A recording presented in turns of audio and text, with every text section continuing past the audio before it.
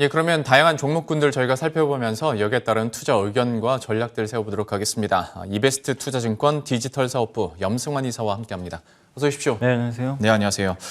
먼저 전자공시에 나온 종목 가운데서 우리가 눈여겨볼 만한 종목은 어디가 있는지 화면 통해서 오늘의 4종목 먼저 살펴보도록 하겠습니다. 첫 번째는 HFR, 그리고 LIG 넥스원, 대보 마그네틱, 그리고 한국항공우주까지 준비가 되어 있는데요. HFR부터 한번 포인트 잡아주시겠어요? 예, HFR은 이제 통신장비 업체인데 이제 그 107억 원 정도 되는 규모고요. 일단 미국의 이제 후지츠라는 이제 네트워크 솔루션 업체에 이걸 좀 납품을 했다고 합니다. 근데 이제 뭐 요 부분도 물론 긍정적인데 HFR이 11월 12일 날 분기 보고서를 제출했는데 실적 보고 진짜 좀 깜짝 놀랐거든요. 이게 보통 요새 통신장비 업종들이 실적이 좀 안 좋아요. 그렇죠. 막 네. 적자 기업도 뭐 일부 있는 것 같고, 근데 이 기업은 3분기에 흑자전을 했는데 얼마 전에 그 보고서를 봤더니 그 예상 영업이익이 한 17억 정도로 있었는데 그 오늘 이제 제가 한 번 더 확인을 해보니까 7개 분기 만에 좀 흑자전에 성공을 했고 영업이익이 무려 126억이 나왔어요. 그래서 굉장히 좀 높은 좀 실적 수치를 좀 기록한 게 좀 특징적이고, 매출액도 작년 3분기에 190억밖에 안 됐는데 이번에 580억까지 점프를 했습니다. 이제 본격적으로 수주했던 물량들이 실적이 좀 잡히고 있다, 이렇게 좀 보시면 좋을 것 같고, 이 회사는 좀 특이하게 좀 통신사에다가 직접 납품하는 걸로 좀 이렇게 알려져 있는 그런 기업인데, 특히 이제 미국과 유럽 쪽을 그러니까 일본 중심으로 해서 고객사를 좀 많이 확보한 상태고요. 특히 지금 최근에 북미나 일본이 지금 5G 투자를 좀 많이 하고 있거든요. 네. 그런 쪽에서도 좀 수혜가 좀 예상되고, 또 3분기부터 이제 방금 공시대로 북미 지역 이제 공급이 좀 본격화되고 있는데 이게 뭐 4분기 내년 초까지 이어질 가능성이 굉장히 높습니다. 지금 현재 우리나라 같은 경우 좀 통신장비 업체들이 부진한 이유가 한국에서는 이제 어느 정도 5G 그 기지국 설치가 좀 끝나다 보니까 모멘텀이 없는데, 이게 사실 이제 고주파가 있고 저주파가 있는데 우리나라에서 28GHz 고주파 그 기지국을 사실 많이 깔아야 되거든요. 네. 그게 진짜 그 무늬만 5G가 아니고 그게 진짜 5G인데, 근데 이제 그거에 너무 비용이 많이 드니까 네. 지금 통신사들이 사실은 이게 좀 해야 되는데 아직은 안 하고 있더라고요. 그래서 사실 주가 많이 빠졌고, 해외는 아직까지 이제 수주가 이렇게 뭐 적극적이지 않다 보니까 주가들이 부진했는데, 어쨌든 이렇게 삼성전자도 그렇고 HFR 같은 기업들이 이제 북미나 일본 쪽에서 수주권이 조금씩 나오고 있으니까 5G 갖고 계신 분들 전체적으로 지금 너무 이제 주가 때문에 많이 고생들 하고 계실 것 같은데, 조금은 이제 모멘텀이 살아날 수 있는 그런 시기가 다가오고 있으니까요. 좀 관심을 가져보시고, 역시 그 HFR처럼 이렇게 실적이나 수주로 증명하는 기업들은 어쨌든 뭐 앞으로도 주가 흐름은 굉장히 좀 견조하지 않을까라고 예상을 하고 있습니다. 예, HFR 같은 경우에 이런 호재들에 힘입어서 지난 금요일장에 9% 이상 급등을 했어요. 그래서 좀 잡기 부담스러운가 싶다가 방금 나갔었던 이제 주봉을 보니까 여전히 뭐 부담스러운 자리는 아닌 것 같고요. 수주 잔고도 계속 늘어나고 있으니 기대감 가져보도록 하겠습니다. LIG 넥스원도 한번 봐주시겠어요? 네, 이게 이제 3,040억 정도 되는 규모고요. 매출액 대비해서 한 19% 되고, 이게 근접 방어 무기 체계 외에 뭐 15항목이라고 하는데 굉장히 다양한 수주를 했다고 좀 보시면 좋을 것 같습니다. 이 회사 같은 경우는 이제 최근에 실적 발표를 했는데 어닝 서프라이즈가 나왔고요.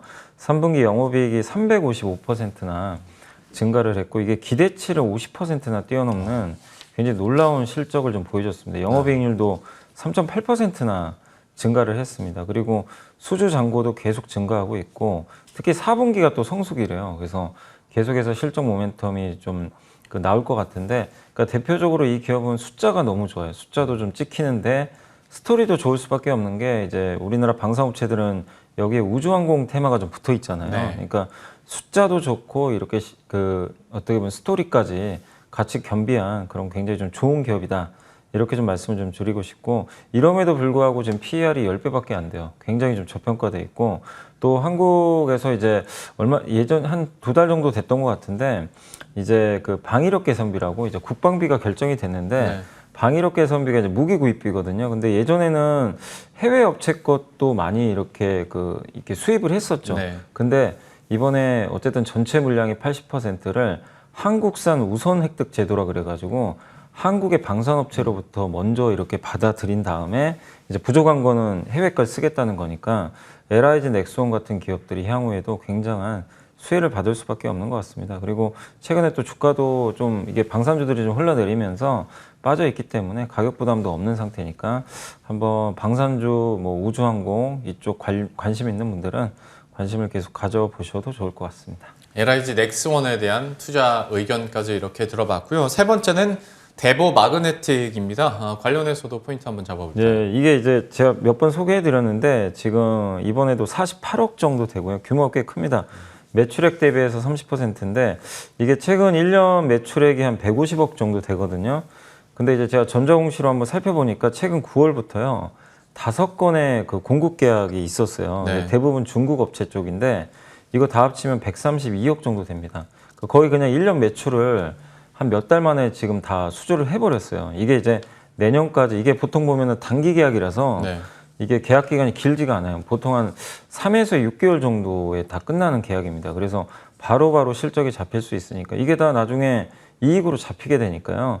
대부 마그네틱도 좀 관심을 가져보시고 어쨌든 탈철 장비, 철을 없애주는 그런 이제 장비고 배터리에서 철이 들어가면 이제 이 불순물이 되기 때문에 이게 화재 사고에 좀 노출이 될 수 있다고 합니다. 근데 어쨌든 중국 업체들이 대부 마그네틱 장비를 굉장히 선호하는 것 같습니다. 그래서 이게 어쨌든 지금 숫자로 증명이 되고 있으니까 꾸준한 관심이 필요할 것 같습니다. 예, 10월 저점을 찍고 나서 염승환 이사께서도 대보 마그네틱에 대한 얘기들을 해주셨고 이후로 물량을 계속 쌓아가고 있는 상황인데요. 지난 금요일장에서도 1% 강세를 기록했고 역시 여전히 긍정적인 투자 포인트 얘기를 해주셨어요. 마지막으로 한국항공우주인데 여기는 꾸준하게 장내 매수 소식이 계속 들려오는 것 같아요. 네, 주가가 좀 많이 빠져 있습니다. 그래서 한국항공우주가 이제 박상무라는 이제 분이 11월 8일 날 평균 단가 이제 29,750원 정도에 1000주를 좀 장내 매수를 한 걸로 좀 나와 있고 주가 수준도 지금 저평가돼 있고 굉장히 밸류에이션 하단부에 머물고 있다 보니까 이렇게 이제 임원들이 조금씩 저가 매수를 일단 조금씩은 해주는 것 같고요. 저번에도 한번 이제 공시 한번 소개드렸지만 4,266억 원 규모의 그 이라크 공군에 이제 제공하는 그 교육 훈련 사업 용역 한번 소개해드렸을 거예요. 그때 네. 이제 예전에 이라크 공군 쪽에 이제 훈련기를 수출했는데 그걸 이제 앞으로 애프터 서비스 해주는 거죠. 정비해주고 훈련사도, 그러니까 조종사도 훈련도 해주고 이게 사실은 시장 규모가 굉장히 큰데 그 수주를 따냈다는 게 굉장히 좀 의미가 있고요. 근데 그럼에도 불구하고 주가가 굉장히 부진한 건 아무래도 이제 우주항공 모멘텀이 좀 떨어지다 보니까 네. 내년 5월이잖아요.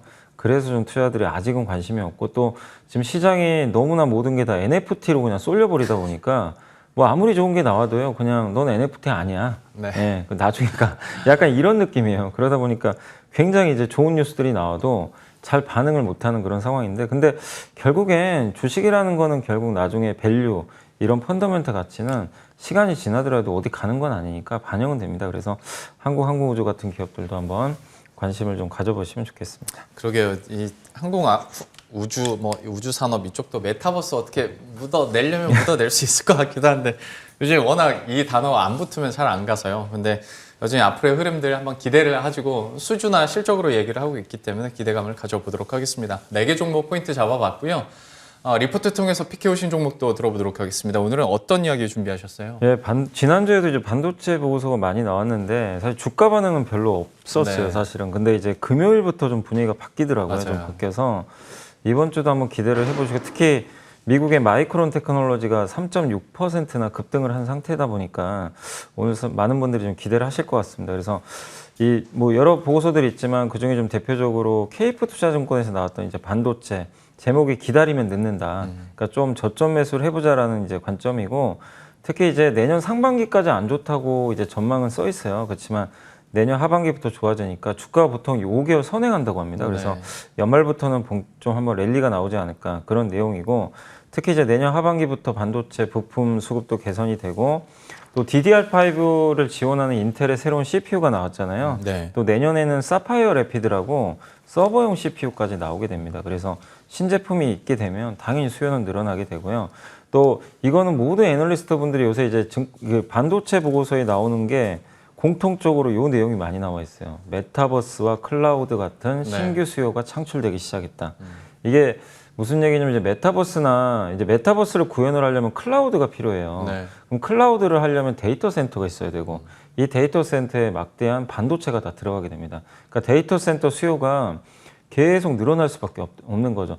우리나라 기업들이 지금 매출 비중이 높은 쪽이 이제 점점 서버용 쪽이 늘어나는데 이 구도는 굉장히 좋을 수밖에 없어요. 그러니까 대만의 그 반도체 가격 전문조사 기관에서 하는 거는 대부분 PC용 DRAM 위주로 하거든요. 네. 그러니까 당연히 안 좋게 이게 전망을 할 수밖에 없지만 우리나라 기업들은 대부분 또 모바일이나 서버가 많으니까 그런 면에서 이 메타버스의 주가 강세는 사실 어떻게 보면 반도체하고도 좀 개를 같이 한다.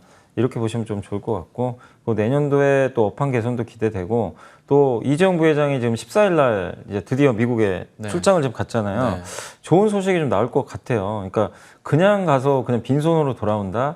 이거는 좀 아닌 것 같습니다. 사인하러 간 예. 거죠. 굳이 보고. 예. 예. 굳이 뭐 지금 미국에 왜 가겠어요. 그렇죠. 예. 그래서 우리가 생각하기로는 미국의 투자를 이제 본격화, 아마 파운드리 공장 증설 기대감이 있으니까 반도체 소부장 기업들 입장에서는 좀 굉장히 좀 기대되는 좀 네. 한 주가 될 수 있을 것 같아요. 그래서 여러분들의 그래서 뭐 NFT 너무 메타버스에 쏠려 있지만 사실 이런 걸 하기 위해선 또 반도체가 있어야 가능합니다. 없으면 이제 불가능한 거니까 그런 면에서 여러 가지 모멘텀이 이제 부각되는 반도체 기업들 한번 적극적으로 한번 매수를 해보자라는 의견입니다. 그러면 일단 뭐 관심 종목 가운데에서 삼성전자는 당연히 빼놓을 수가 네. 없는 거고 여기 반응을 할 텐데 얘기를 해주신 것처럼 어떤 소부장 업체들 가운데서는 좀 어디가 눈여겨볼 수 있을까요? 그 실적 나온 것 중에 보니까 아이온스란 기업이 있더라고요. 네. 아이온스가 이제 3분기 사상 최대 실적을 달성을 했는데 세정하고 이제 코팅할 때 필요한 여러 가지 다양한 부품들을 만드는 회사예요. 그러니까 한마디로 세정이라는 게 이제 반도체 이제 오염 물질 같은 거 없애주고 코팅은 이제 이 세정을 한 데다가 하나의 코팅 필름 같은 걸 이제 붙여가지고 굉장히 이제 성능을 좋게 만드는 그러니까 수율을 향상시키는 그런 이제 좀 재료라고 보시면 좀 좋을 것 같은데 이 초정밀 코팅 시장도 굉장히 커지고 있다고 합니다. 그래서 아이온스가 그런 면에서 좀 실적이 좀 좋아지고 있고 또 이 쿼츠라고 하는데 소모성 부품이거든요. 이걸 대체하는 신소재를 한국 세라믹 기술원과 협업을 해서 지금 개발을 하고 있다고 합니다.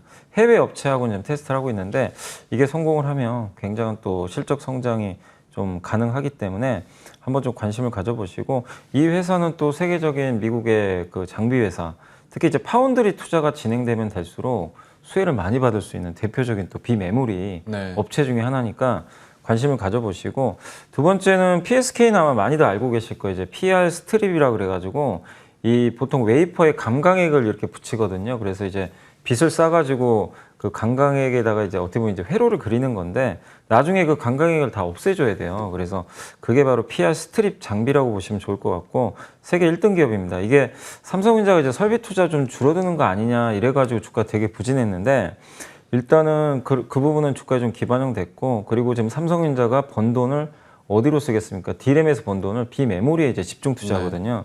비메모리 비중도 굉장히 높고 또 미국과 중화권 대형 고객사도 좀 많이 확보가 돼 있는 그런 상태고요. PER도 지금 7배밖에 안 됩니다. 굉장히 좀 싸니까 그래서 한번 PSK도 눈여겨보시면 좋을 것 같습니다. 예, 반도체 가운데서 삼성전자와 아이완스, PSK 얘기를 해주셨고 특히 오늘에만 김진만 팀장에 이어서 염승환 이사께서도 PSK에 대한 픽을 해주셨거든요. 이 종목에 대해서도 더 각별히 관심 가지고 앞으로의 흐름들 지켜보도록 하겠습니다.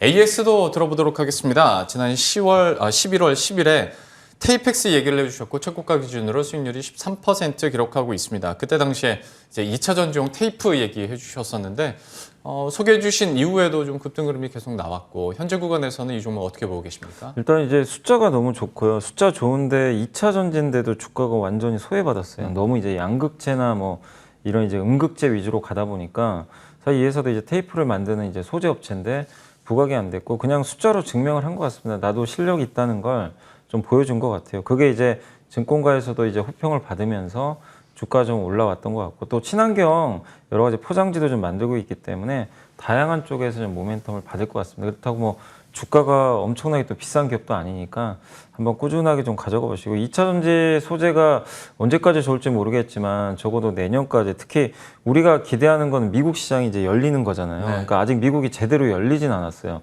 그러니까 우리가 2차 전지 소재에 대해서 좀 이제는 좀 비중 줄여봐야 되겠다 의미 있게 그거는 미국 시장이 조금 이제 대중화되려는 조짐이 보일 때 그때 좀 줄이면 될 것 같거든요. 그래서 아직은 적어도 한 1년 정도 시간은 더 남아 있는 것 같아요. 그래서 적어도 내년 상반기까지는 실적 계속 체크하시면서 한번 테이펙스도 장기 관점에서 보유해 보시면 좋을 것 같습니다. 테이펙스에 대해서도 현재 시점에서 다시 한번 투자 의견 들어봤고요. 마지막으로 오늘 시장 또 전략 어떻게 가져갈 수 있을지 이것도 한마디 조언 부탁드릴게요. 예, 그러니까 이번 주는 좀 커플링 좀 했으면 하는 좀 기대감이 있고요. 네. 왜냐하면 이제 미국에서도 사실 미국에 뭐 사실 페이스북이 올라가고 뭐 애플 올라가도 우리나라에 반영이 안 되니까 좀 답답했는데 다행히 지난 금요일 날 마이크론 테크놀로지가 3.6%나 주가 급등을 했고 어느새 지금 주가가 지금 그 저점 대비해서 좀 꽤 올라와 있더라고요. 근데 그거에 비하니까 삼성전자 주가가 지금 너무 못 간 게 좀 네. 이해가 안 갈 정도로 완전히 지금 소외를 받고 있는데 어쨌든 이재용 부회장도 지금 미국에 가 있는 상태고 다양한 모멘텀들이 좀 부각되고 또 최근에 저점권에서 외국인과 기관이요 자동차하고 IT를 좀 계속 매집을 좀 해나가고 있어요.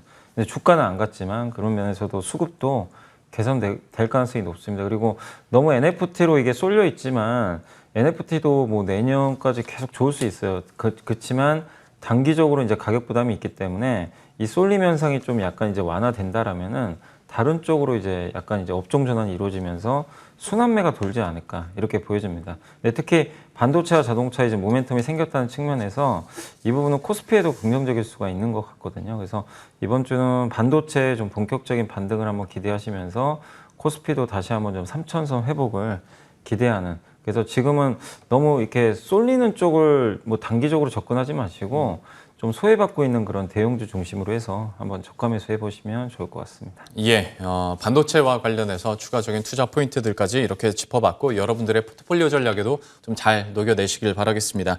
이베스트 투자증권 디지털 사업부 염승환 이사와 함께했습니다. 오늘 말씀 고맙습니다. 네, 감사합니다.